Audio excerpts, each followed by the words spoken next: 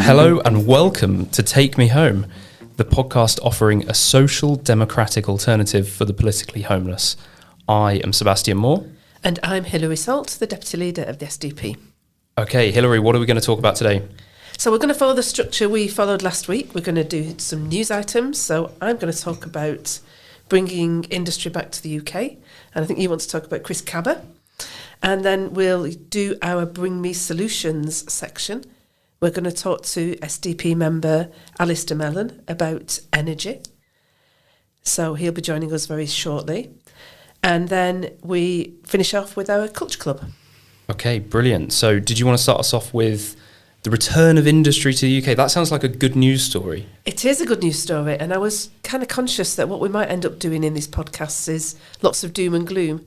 So I think it is good for us to follow a good news story. And I think, lots of things I disagree with in the current government, but what I do agree with them really strongly on is their growth agenda. I'm not quite sure that their strategies are right, but we definitely need growth. We need a bigger pie so that we can finance all the things that we want to do to make people's lives better. So two stories struck me this week about examples of industry coming back to the UK. One is hotter shoes, which I'm guessing you're not familiar with. They're not really for your demographic. No. So they're comfy shoes for older people. See, I hear hotter shoes. That terrifies me because I get really hot feet. So I think I need colder shoes, not hotter shoes. Okay. I think they originally started off making slippers. That's where the name comes from. But they now make a range of comfortable shoes. Okay. Which I very much approve of. Now, they have in the past been using factories in India to produce their shoes, but they are now bringing that manufacturing back to Skelmersdale in Lancashire, and they will, I think, given their demographic, a lot of what their demographic wants is British-made shoes, so that's what they're going to be doing. They're going to be really ramping up their UK manufacture and making sure that they can produce stuff in the UK rather than outsourcing stuff to places like India. Mm-hmm. So good news. Excellent. Especially for Skelmersdale. Okay, what was the other example of industry come back? So the other example is probably a bit more high-tech. It's Sheffield Forge Masters. Now, you might think, well, that's just steel banging and it's, very old-fashioned kind of industry, but actually it's a new advanced manufacturing facility in Meadowhall in Sheffield. It's a massive site, about the size of 12 Olympic swimming pools, if you want to measure using that generally accepted measurement stick. I go off football pitches. Yes. What's it in football pitches? Quick I don't know. conversion, come on. Somebody will work that out at some point, I'm sure. And it's going to have the most advanced 5-axis vertical turning lathes. Now, you're going to ask me exactly what a vertical turning lathe is. I don't really know, but it sounds fantastic, doesn't it? And they're going to use this to increase their production of goods that are used in UK defence industry. So, having more security over that kind of manufacture seems to me a really good idea. Okay, great. So what is it more expensive for them to be doing it over here? Because that's what I always was brought up to believe. I remember globalisation lessons in geography when I was at school. They would always say that the reason for globalisation is that it was cheaper to do certain things elsewhere. So, you were talking about hotter shoes manufacturing in India. Why would they come back to the UK? Because to me, that's what I was always taught, that it would be more expensive to build things in the UK. So the guy at Todd's Shoes was saying that actually the price of manufacturing in the UK is actually only very slightly more expensive than India. And as they ramp up production in Skelmersdale, that will bring down the unit cost so that it will be actually quite competitive compared to the cost of doing it in India. The other thing I wanted to mention about the Sheffield one, the Forge Masters one, was that next door to the new manufacturing facilities, they are building separately a new training centre for engineers. So, I think this is really fantastic news where an employer is actually stepping up to the plate and taking responsibility for training a new generation of engineers who will, be really high-skilled, high-paid workers for them in the north. So, this is kind of levelling up in action. When I was at school, the sort of pathways that were on offer to us weren't into things like engineering. And I think it would be amazing for younger people to want to go into engineering and for the state to say to them, this is what we need. We need engineers. We were talking about housing last week. A lot of it is just communicating that to the younger generation and saying, we're going to need the people to build these houses. So that go in, choose these pathways, go into these careers, because you can actually contribute to the infrastructure of the country. Absolutely. And I think, a lot of these jobs will, I imagine, come through an apprenticeship route. So, for a lot of people, I can think that would be quite attractive compared to the alternative of building up quite a lot of debt, going through a university route. And I think the key thing here about the employer themselves doing the training is that they will train people in what they need them to be trained in. I do think there's a bit of an issue with the apprenticeship system at the moment, in that a lot of that work is contracted out to training providers, and training providers don't always know what employers want. So the quality of the training that they provide can be quite patchy. So employers actually taking responsibility and doing it themselves, I think, is a real, so much better way forward. And with apprenticeships, I have quite a negative view of apprenticeships I think a lot of people my age believe that it's just a way of companies paying a cheaper wage to people.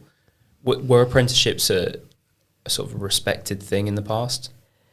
Absolutely. I think, remember that an employer's paying us a lower wage initially because those people are not that productive.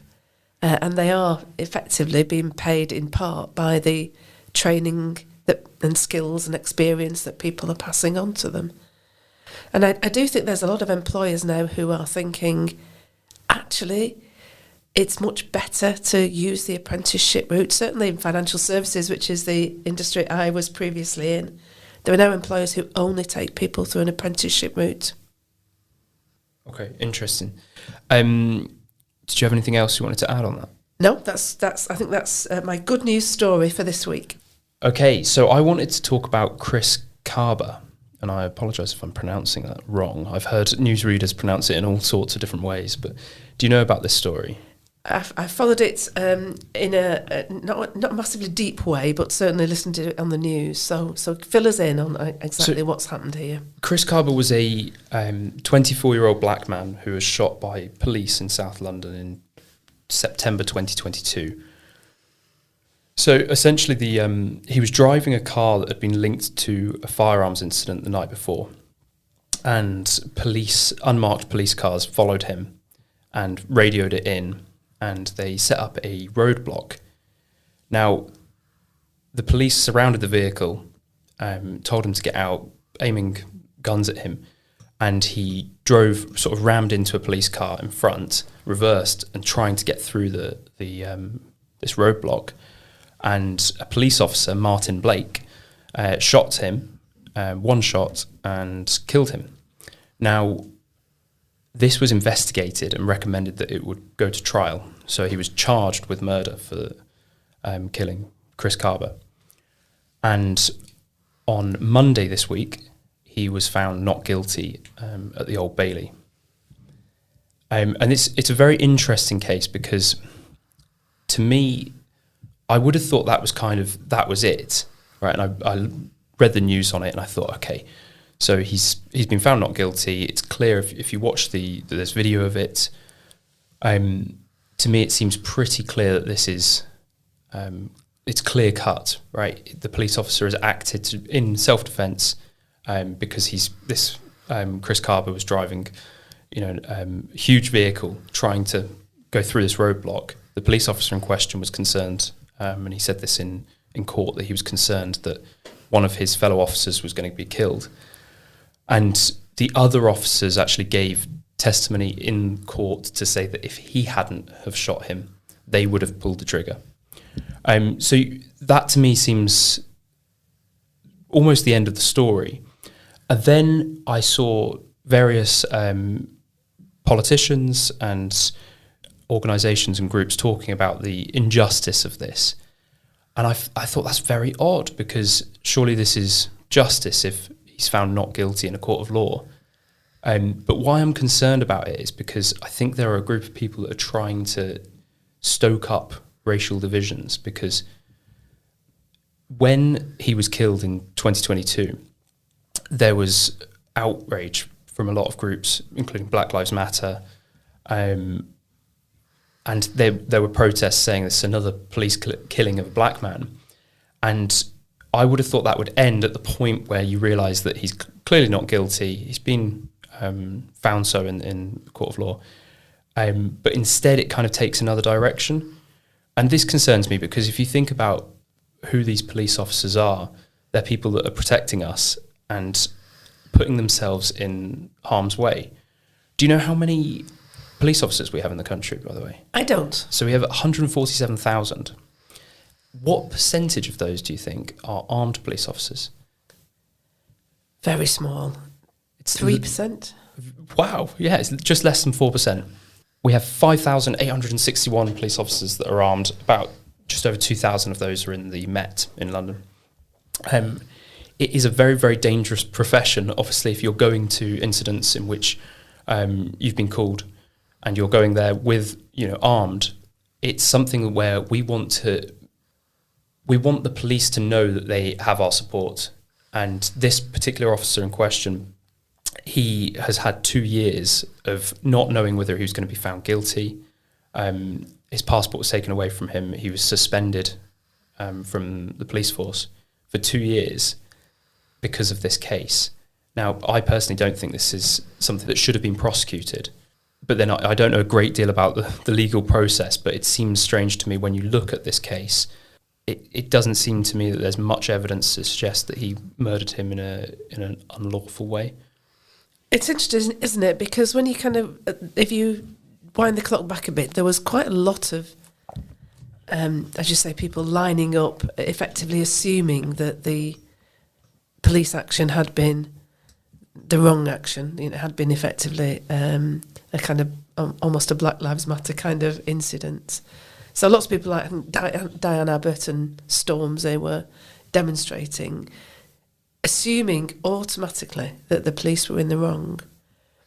And as you say, that must make it very difficult for the police when people automatically jump to that conclusion, because given that they have our backs, it should be quite reasonable for them to assume that we have theirs.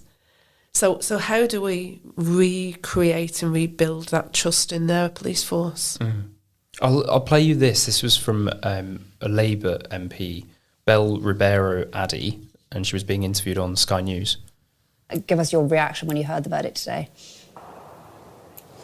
Well, obviously the first thing that we have to take into consideration is that a young man has lost his life, and the family will be grieving today. They, as they've rightly said, are devastated by what has happened, and we have to respect that. And do you respect the decision of the jury, I guess? We have to respect legal processes. However, we do also have to respect the fact that the CPS thought that there was enough evidence to bring a murder charge. It's absolutely right that when somebody dies after contact with the police, that there is an investigation. That is what happened here, and it went further. Obviously, there will be many, many people who are upset about the outcome. There was a lot of upset and anger following Chris Kaba's fatal shooting, and we'll see that expressed at the protest today. So she goes on to say that she will be attending that protest, which just completely baffles me. And she says that there is a lot of anger and fear in the community. Well, I would suggest that she is to blame for that, because she is stoking these racial divisions. There is no evidence to say that the police are racist in my mind. I've not seen any. I'm willing to look at it if there is. Do you know how many times police intentionally fired a weapon at somebody in the last year? Less than 10. Two. Twice in the year from March 23 to March 24. And if you compare that to somewhere like America, for example, police in America killed 1,163 people in the last year that they have records for, which was 2023. So this is something that is not a problem in the UK in the same way that it is in America. So you'd played that clip from the Labour MP. I think perhaps what I found most chilling about what she said there was that she said that because the officer had been prosecuted, even though he had been found innocent, there was still some level of guiltiness hanging over him. If we're going to change our legal system to say that anybody who is prosecuted is never exonerated, whatever the jury says, that to me is a complete undermining of our legal system. And for a Labour MP to say that seems to me just almost incredible. Right, exactly. And that when I heard that, I was shocked because I thought, maybe I'm naive, but when the reports came out that he was found not guilty, I assumed then that there would be an outpouring of sorrow for this man who had been put through this for the last 2 years, who had been suspended, even though he was found not guilty, which means he's not guilty. That's the way the legal system works. And yet, Labour MPs, I mean, I'll read you what Sadiq Khan said. He said something similar where he said, I will respect the verdict of the court. I thought, well, yeah, obviously.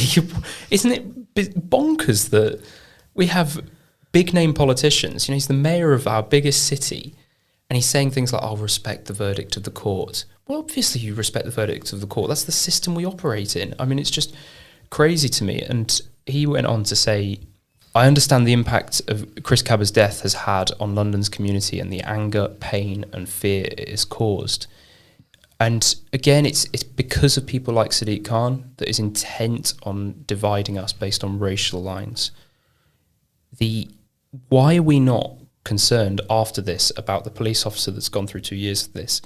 Of course, Chris Kaba's death is sad in the way that anybody's death is sad.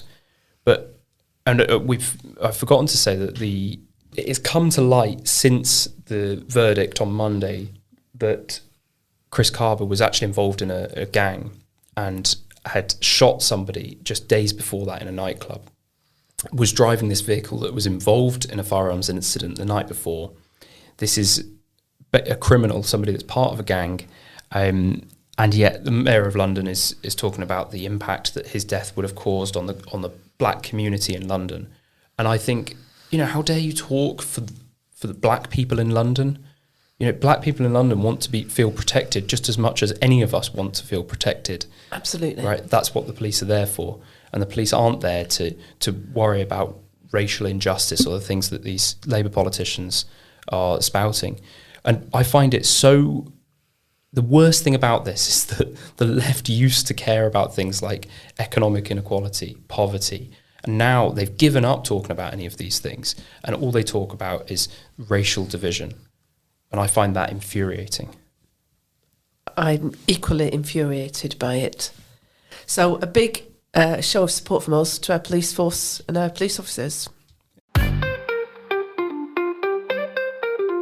So welcome to Bring Me Solutions, the part of the show where we ask a guest to explain one of the problems that we're facing as a society and some of the solutions that might help to resolve those issues. Today we're joined by Alastair Mellon, SDP member. Alastair, can you say a few words about yourself? Quick summary. I'm a civil engineer by training. I'm a property developer by inclination.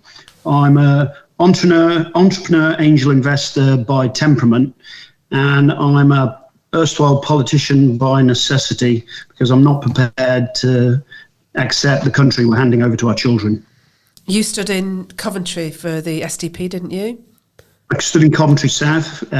We started with 0 members in June. We're up to 17 members. We got 1% of the vote, but that's the platform to build on. And we now are bringing in members every week, every month. So the first Saturday of every month we meet. We've gone from 4 to 6 to 10 at our last meeting. Next meeting's on the 2nd of November at the Open Arms at 3 p.m. Anybody wants to join us, very welcome. Excellent. And I like Alastair because he's a fellow Coventry City fan. Ooh. Yeah, I watched QPR Coventry last night. Moving on. in London. Alastair, do you want to give us a bit of an indication of what the problems are in the field of energy, and then perhaps go on to outline what you think some of the solutions might be? So when we talk about energy, we're talking about the ability to do work. That's to move something, whether that's lifting materials up with a crane or in terms of the body, moving around and cells being able to flex so our muscles work. Energy essentially is life. Without energy, there is no life. Energy can't be destroyed. It can just change its form. So when we think about the energy in an economy that drives our economy, we often think about things like the national grid and the electrical system that delivers to our homes and our businesses. We think about energy in terms of fuels, so fuel transport predominantly, but also for heating. So there are a variety of different forms of energy. I think for the purposes of this conversation, I think we're going to focus more on the production of energy for electricity, which I think is a lot of the focus of where Ed Miliband is talking currently. And I think the first thing to remember is that in an electrical grid, production and use of electricity has to be balanced perfectly at all times, ironically, to the millisecond. So historically, we know recently we just passed a milestone where for the first time in something like 150 years, we didn't use any coal to generate electricity. And there was a big celebration of that fact. But nevertheless, fossil fuels did serve a purpose of providing what is called dispatchable power. That means that the instant there was a demand for energy, that energy was available by virtue of the fact that we burnt coal or oil or more recently gas.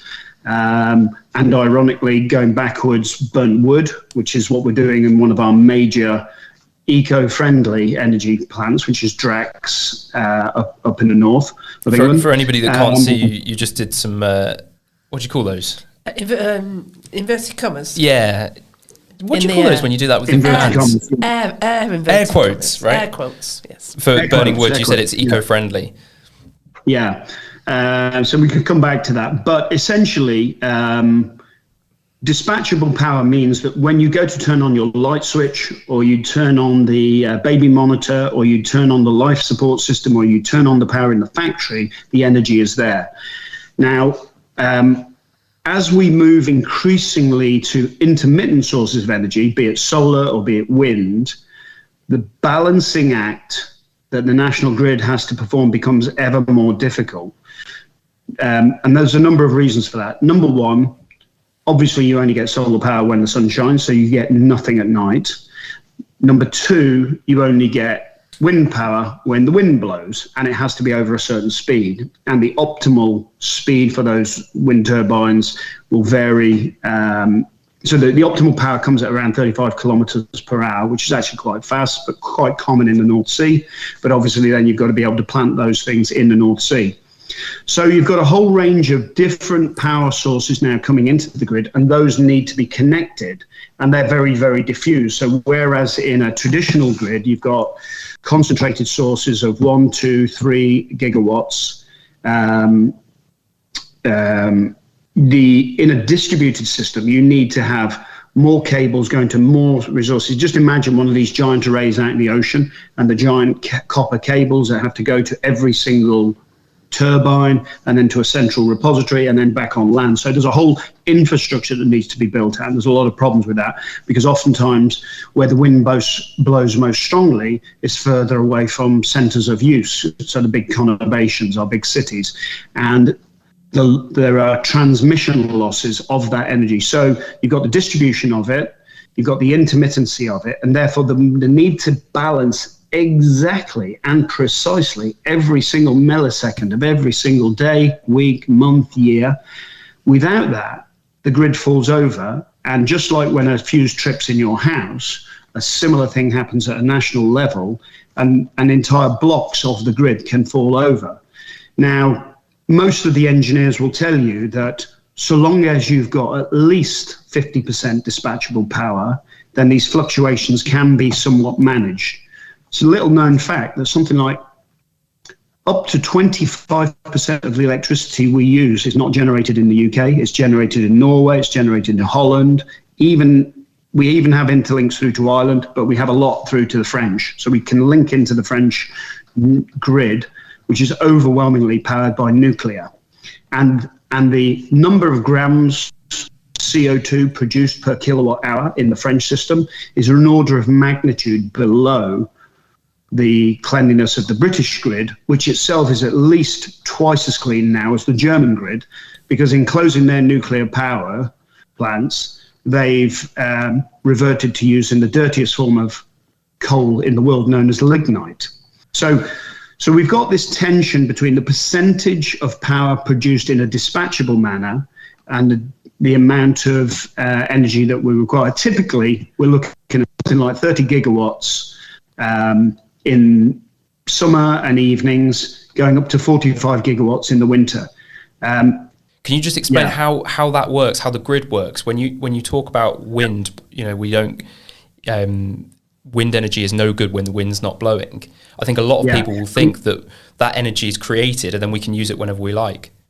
Yeah, no, it's incredibly difficult to store electrical energy. Obviously, we can do it in batteries, but batteries, if you think of all of the money that's gone into batteries over the last few years, we've probably got a couple of minutes of storage in battery form. That's it. Maybe 2 minutes. In California, they've spent billions and billions, and I think they've got about 30 minutes storage. If you think that there are periods in the winter when the wind doesn't blow at night, you might need weeks or months of storage. Well, there's not enough copper in the world to create this, and we would have to mine as much copper in the next 15 years as we have done in the previous 5,000 years, and all of the high-grade ores have already been tapped. So we're having to mine ever more quantities of useless rock in order to extract copper and all the other minerals. Now, you can use aluminium somewhat, but again, that's very energy intensive to produce. The thing about the grid is, as I say, you have to balance production exactly with usage other than batteries. Now, we talked a little bit about lithium-ion batteries and banks of old second-hand car batteries. You can also store energy in potential forms, and we do that with what's called pumped storage systems. There's one up in Norwich in North Wales, where famously you've got a high-level lake and a low-level lake, and at the FA Cup final, when everybody goes to make a cup of tea at half-time, there's a surge in demand, and they release the water through the turbines, and that starts to turn the turbines, which generates electricity. In a traditional fossil fuel plant, you would be burning fossil fuels at all times, keeping those turbines spinning. The fossil fuels heat up water, which creates steam, which drives the turbine. That's going on at all times. So when they say wind power is the cheapest form of electricity, what they're not accounting for, that in the background, you're still burning fossil fuels for the moment the wind stops or the sun goes in. Just before you move on from batteries, though, Alastair, that we are building some new kind of battery farms, aren't we? I think we're building one near York and perhaps one near Wolverhampton. Yeah. Will they not be part of the solution? Drop in the ocean. It's a drop in the ocean. It's like throwing a cup of water into the Atlantic Ocean. Okay. Because the quantity of electricity we're using gigawatts every single second, and these are kilowatt battery sets. Even the biggest ones in the world in South Australia, where they've got banks and banks of what are called megapacks made by companies like Tesla. It's literally a fraction. And people's idea that somehow batteries could store wind power and solar power, it's for the birds. It really is. So what they're relying on is that the intermittency problem is solved through a sort of statistical thing that the wind is blowing here, but when the sun is in here and so forth. But what they don't account for in any of these is it's perfectly plausible that scenarios will occur that could last for days on end, where the wind is not blowing and the sun is largely obscured, obviously at night. What's the plan? What's the plan? And that's the question that the folks who advocate for more and more renewables never ever address. They say it's cheaper, but it's only cheaper in that moment when the sun is shining or the wind is blowing. But they never account for the cost of having to build a complete backup system, which we could just use anyway without the intermittence. So this is the irony. So you've articulated the problem really well of our energy production. There are those that would say the solution is very simple. We just need to burn fossil fuels. Is that what you consider to be a reasonable solution? Well, here's what I would talk about. I would say that there's a thing called energy density. Like the density of energy that you get from burning wood is quite low, and you get a lot of pollutants because it's near to its component parts and it breaks down into carbon and other pollutants. Stepping up to coal has more embedded energy per kilo or per ton than wood. Oil has got more than coal, and up at the top of that energy ladder is natural gas, because it's quite a relatively simple molecule. And it get much more energy with much less pollution. So in the 80s, we had a thing called the dash for gas. So just as we were closing the coal mines, we were starting to open up gas-fired, what are called combined cycle gas turbines. So you get the energy from burning the gas, heating up the water, creates steam to drive the turbine. And then it gives off a lot of heat, which itself can be used through a heat exchanger to turn it back into steam so you get a double whammy. So the combined cycle gas turbines are fantastically efficient compared to burning coal.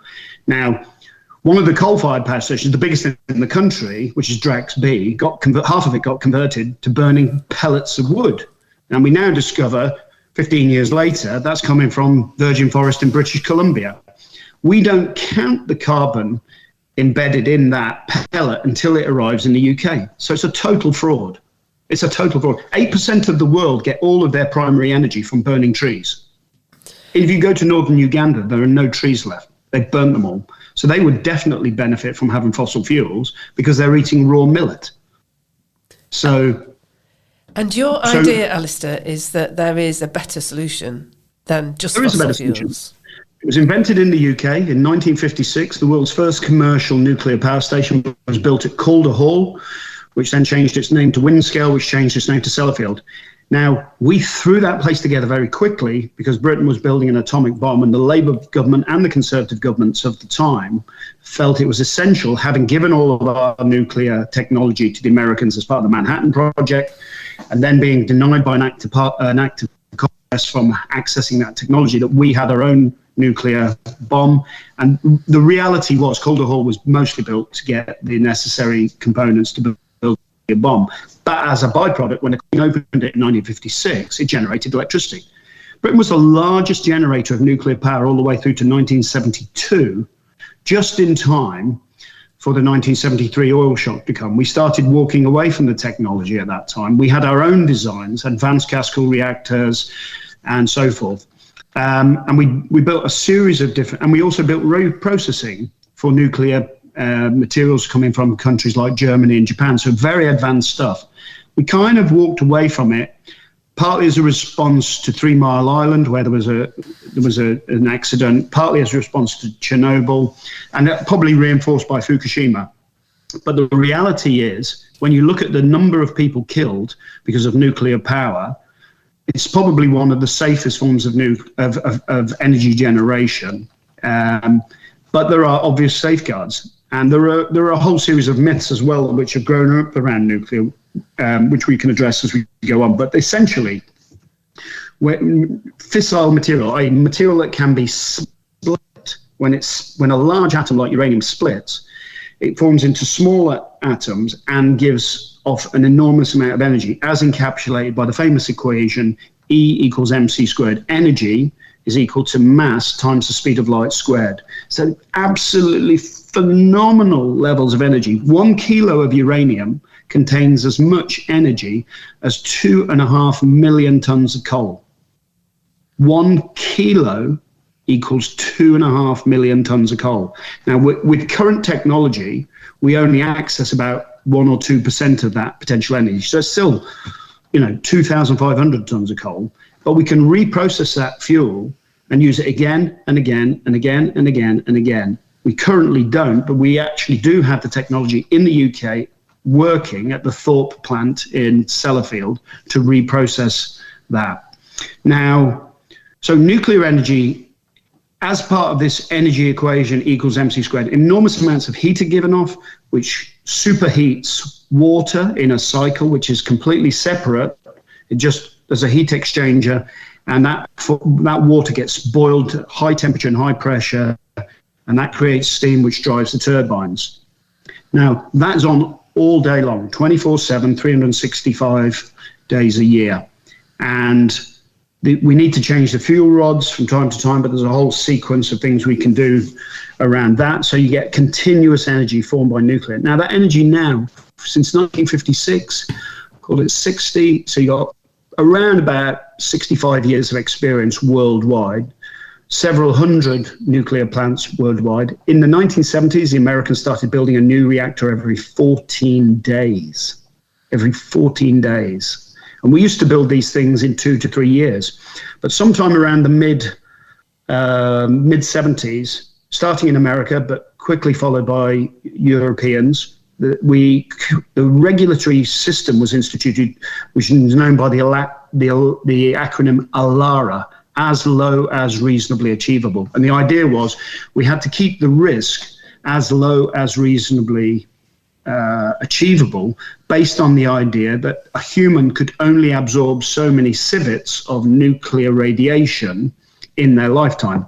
But we now know, because of DNA, that actually the DNA can repair itself. So we know that those levels have been set way too low. We can because many people live in areas of the country like Cornwall, where you have rocks which give off radioactivity, and they have a background radiation much higher than people that work in a nuclear power station. If you eat one banana a day, you're exposed to more nuclear radiation than somebody that works at Sellafield. So we've got our knickers in a twist, if I can use that language, over the dangers. We've over-egged the dangers, and I think there's political motivations for people to do that. So the ALARA system has morphed into a kind of perversion of it, which has created a system where it's as high as humanly imaginable. I call it the AHAHI system. And what we need to do is we need to put our foot on the ball. And instead of running around like 5-year-olds chasing the ball, we need to think about a more expansive game. We should look around, and we need to change the regulatory framework in the UK. We've got the freedom to do it. We're out of Euratom, we're out of the EU. We've got the freedom, and we could set an example to the rest of the world for reasonable, safe regulation. It should be safer than any other form of electricity generation, because people die falling off wind turbines. Construction industry loses people putting roof panels on, which aren't included in the statistics for deaths for solar. And we have the ability with nuclear to have a completely new generation of British designed, British built, British regulated nuclear power stations up and down the country, which should be far, far cheaper. We should be looking at 2 to 3 pence per kilowatt hour. If this nuclear energy doesn't release carbon dioxide into the atmosphere, surely this is something that the Greens and the environmentally conscious are jumping at. You would think so, but of course, famously, the German Greens got into power on their long-held position of nuclear. And I think the 9 Danker was a famous little poster that always used to be on the back of 2CV Citroens. What does that mean? They hitched their... Hang on, Alastair. We always hit this point in the podcast where Sebastian's cultural knowledge is way more current than ours, so he doesn't know what a 2CV is. I like the way you say current rather than limited.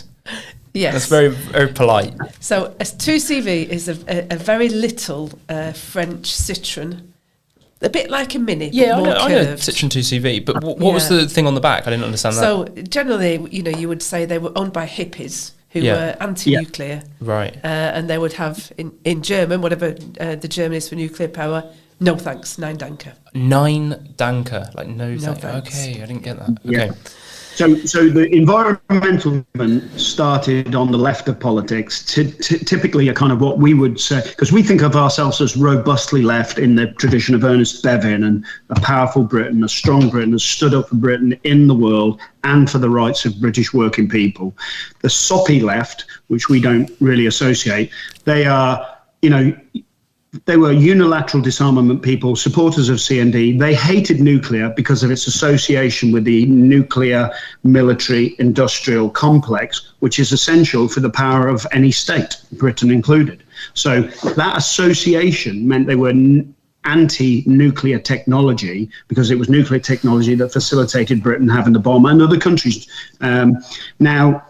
So that historic origins of the anti-nuclear movement meant that everybody who joined that movement was I suppose marinated in that irrational hatred of nuclear, even though, exactly as Hilary said, it doesn't give off any CO2 whatsoever.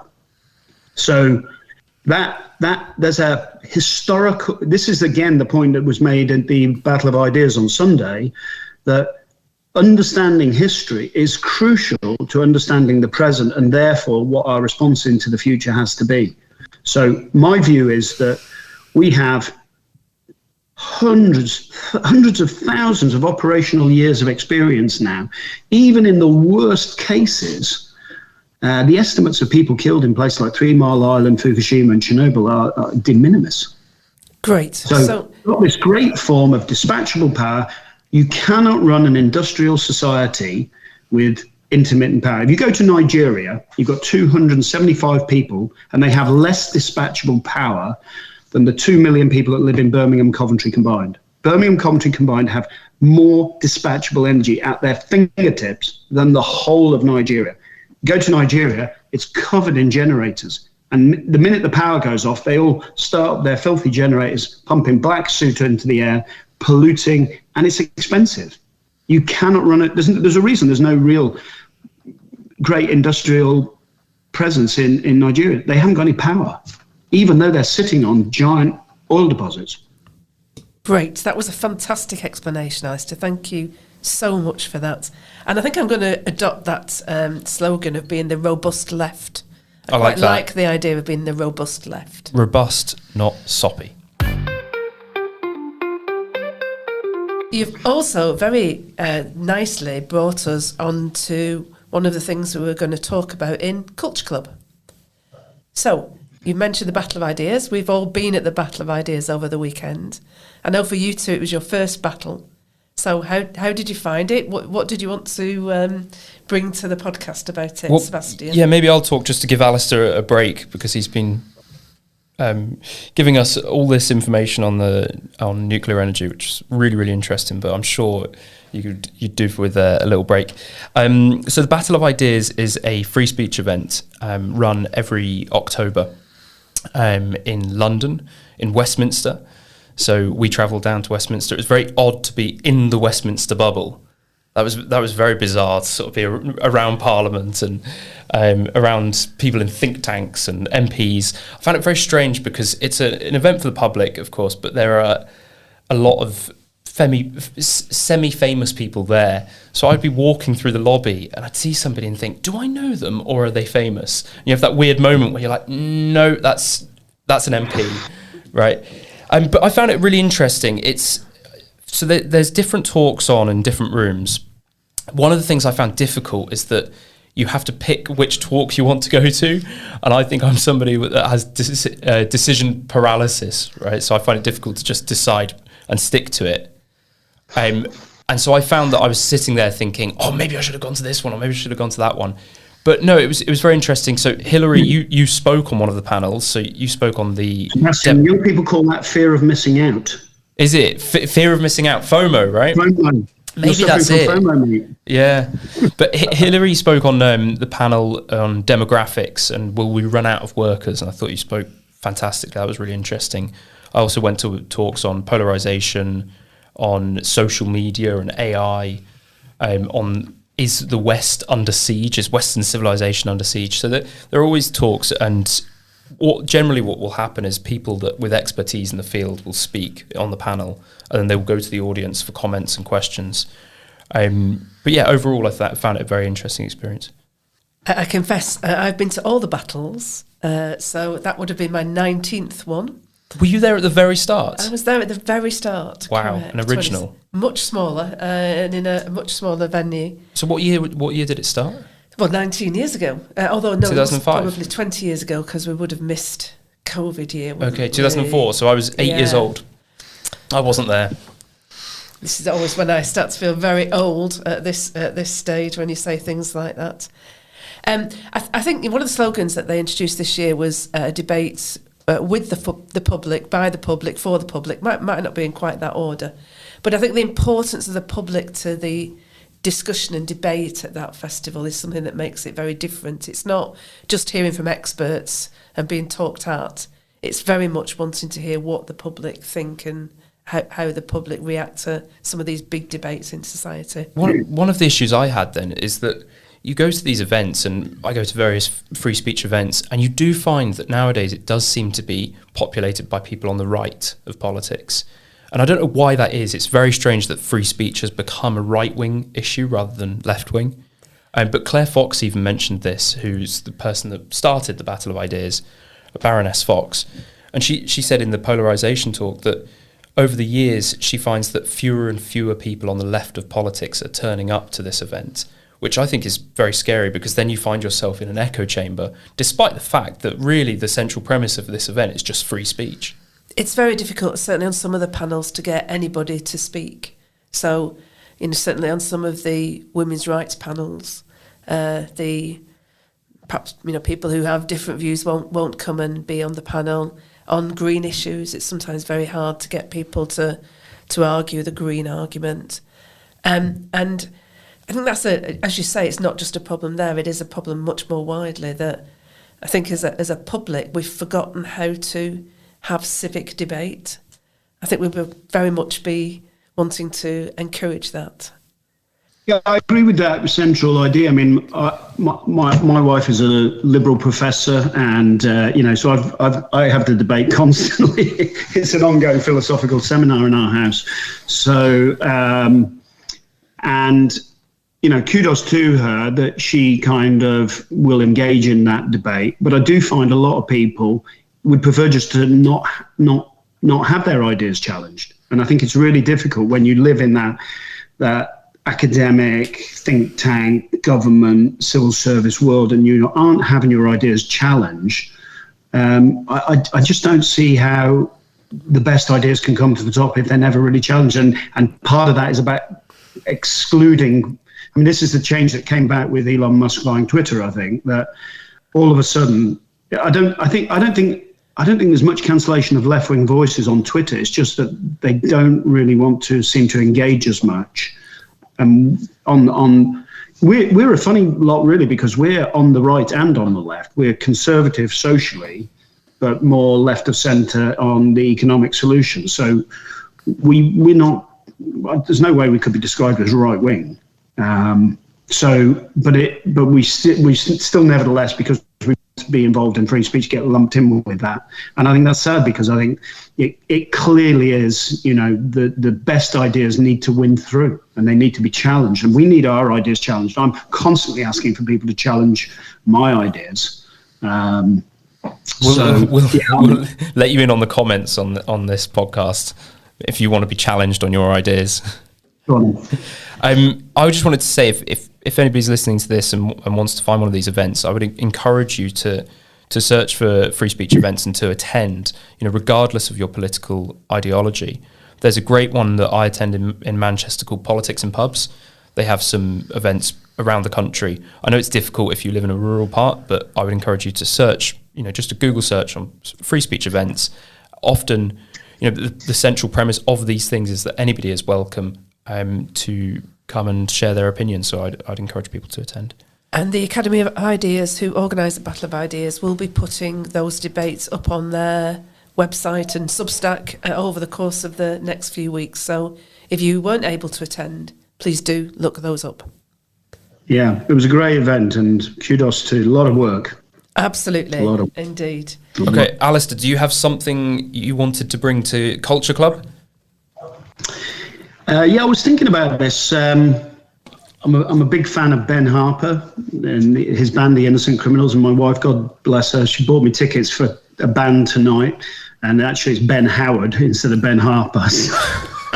So I'm going to discover Ben Harper tonight. But I was thinking about this because you asked the question. We watched a movie over the summer called Saltburn, which is on Amazon Prime. Absolutely stunning movie. About a young man who goes from somewhere up north to one of the Oxbridge colleges, and where he meets one of the scion of the great, landed gentry families. And I won't spoil the twist at the end of the story, but how he creates this friendship and how this develops over time. And absolutely marvelous, brilliantly written, brilliantly directed, fantastic dialogue, plausible characters. At no point did you fall out of the illusion that you're brought into this marvelous world. I honestly think it's one of the best films I've watched in the last 10 years. So Saltburn on Amazon Prime, I'd really recommend to folks. Great, thanks for that. And it's great when people bring a film, because Sebastian and I are both a bit uncultured when it comes to films. So I don't even have a television, so I'm going to struggle. So good to have Is that a because you film don't want to pay the TV recommendation. license? Yeah, maybe. Great. Well, thanks, Alastair, for all your input there. As always, if anybody hears anything on Take Me Home that they want to challenge or they want to offer a different viewpoint on, please do contact us. Email addresses in the show notes, and we look forward to seeing you next week. Thank you very much.